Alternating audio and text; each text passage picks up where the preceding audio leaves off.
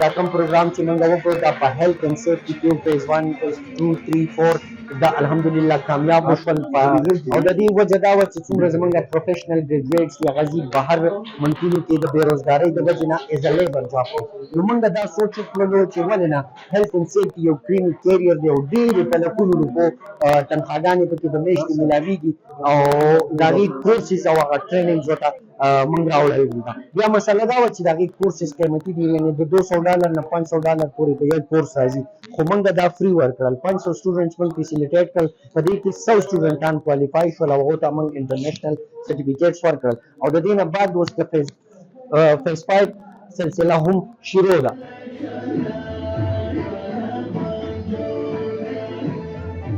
دا نن سبا دا پروګرام کوم دی دا بار ملک ډېر په کار راځي خاص کر یوت دپاره بېروزګاري پاکستان کې ډېره زیاته دی او د دې پروګرام کوم دوی شروع کړی دی اکبر صاحب زه ډېره شکریه ادا کوم زمونږ یې راوغوښتو مو حوصله افزایي وکړه او خاص کر دا برمل کې امارات کې سعودي کې قطر کې عمان کې د ځوانانو ډېر په کار راځي دا د څومره ځوانان دي د دې سرټیفیکټ او د ډیپلومې حاصل کړي دا به زندگی کې په کار راشي او تاسو میډیا والا ډېره شکریه مهرباني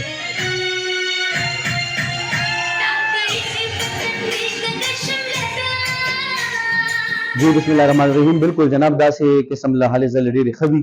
عمومي طور باندې په پېښور ښار کې دننه دغه چې موږ د امن او امان د فضا د قایمولو خبره کوو نو پای کې د فن او فنکار سره تړلي چې څومره مو امور دې په بهتره طریقه ترسره کېږي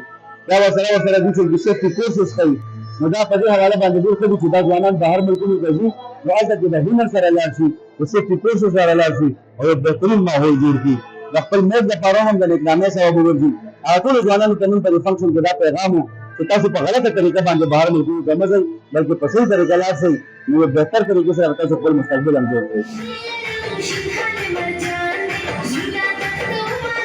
زه یو CS کمپیوټر ساينس سټوډنټ یم او زه ګرافیک ډیزاینر هم یم نن دې شو کې نن دې ایونټ کې چې زه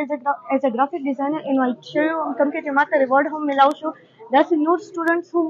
چاته چې دې کنه ډفرنٹ سرټیفیکیټس او ریوارډز ملاو شي زه ټول یوت ته دا ریکویسټ کوم چې تاسو راشئ او دغسې انټي سکلز حاصل کړئ او خپل چې کوم پرسنالټي دی هغه پوزیټیولی بلډ کړئ او څومره هم چې کنه داسې ایونټس جوین کړئ او هغې نه پوزیټیولی سبق واخلئ تھینک یو